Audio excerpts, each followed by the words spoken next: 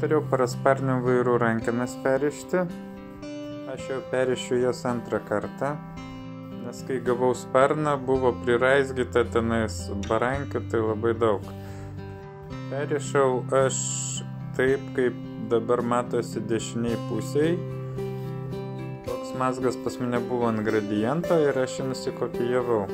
Su gradientu virš metų skraidau ir mazgas laiko kuo puikiausiai, be jokių problemų, jisai paprastas. Na ir pasižiūrėsim, kaip jisai užsiriša. Paimam vairų stropą, padarom kilpą per viršų, prakišam pro vairų rankenų skylutę, paskiau prakišam pro kilpą iš apačios, paskiau pakišam po stropą pagrindinę ir prakišam į tą kilputę apačią ir užvežam. Gaunasi toks mazgas. O čia kaip tik gradiento vairai ir kaip matom yra papildoma apsauga stropai ir šitas mazgelis, kurį rodžiau kaip užrišt. Tai aš pagalvojau, nebereikalo gal čia uždėta ta apsauga. Ir nusprendžiau sušvelninti apkrovą per rankenėlę skylutę ir pasiekiau advancę sparno pavyzdžių. Tai pažiūrėsim, kaip atrodo. O advancę gamintojas tiesiog 2 kartus per skylutę perkišo stropą ir taip dvigubai sušvelnino apkrovas šioje vietoje. O mazgelis, kaip matom, toks pat grinai, kaip ir pas gradientą. Taigi pasiekiau advancę sparno pavyzdžių ir pravėriau 2 kartus per skylutę stropą.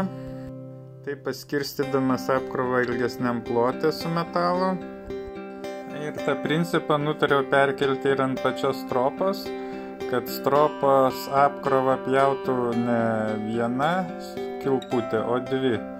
Tai panaudojau jūreivišką mazgą,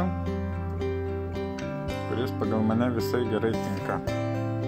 Ir pradedam rišti jūreivišką mazgą. Darom kilpą, laisvą galą pro apačią, paskiau perkeliam per pagrindinę stropą per viršų. To prakišam per kilpą, taip suformuodami aštunkę. Prakišam per rankenėlę skylutę. Prakišam antrą kartą. Prakišam pro pirmą kilpą nuo rankenos. Ir atkartodami kelią prakišame vėl po pirmą kilpą. Tiesiog atkartojam kelią pagrindinės stropos ir prakišam tuo pačiu keliu. Belieka tik užveržti. Lengva užveržus gaunasi tokie gražus mazgai. Na, o dabar pas mane gaunasi Anviuk PIK 4, va toks mazgas.